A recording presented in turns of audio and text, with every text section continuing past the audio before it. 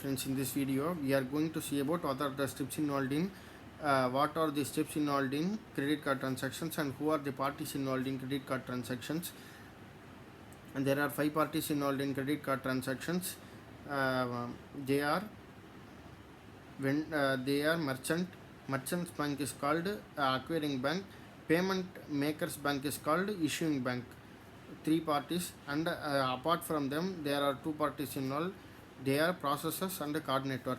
Card network basically gives guidelines, rules within which credit card or debit card function should be done. They will give guidelines for how it should work, and they will ensure they will collect details from the acquiring bank side, and they will send to issuing bank, and they will the response also they will get from issuing bank.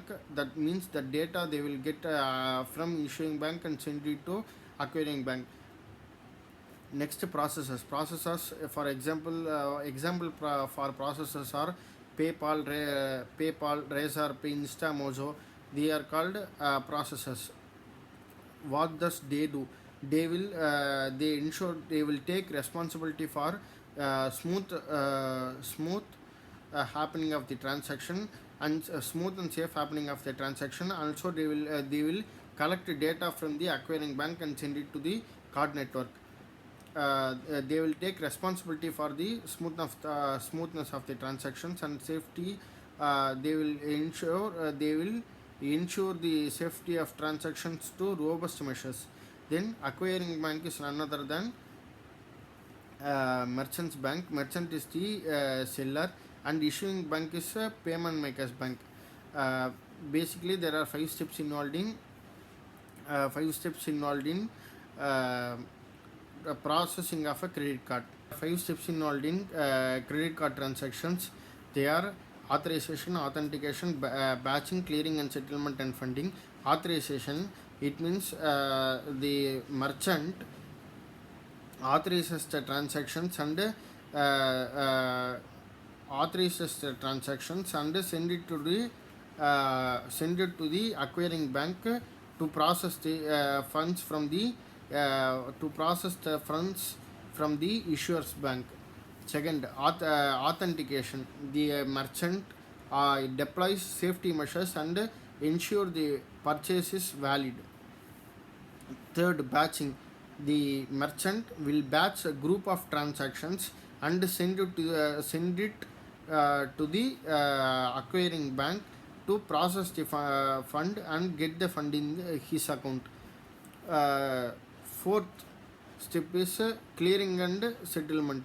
Here the acquiring bank will send the details to the issuing bank with the help of card network and processor, and the issuing bank from their side should ensure that the funds are in the payment makers account, and he will send the information to the issue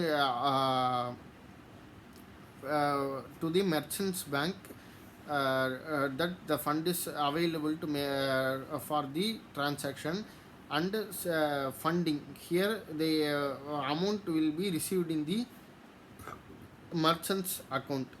Also in this video we are going to see about what are the differences between Mastercard, Visa card and Rupay card. Mastercard and Visa card are globally accepted card networks, while Rupay is the Indian based card networks. Visa and Mastercard are America based card networks, but they are accepted globally. Rupay is also globalized network, which is basically owned by NPCI, National Payment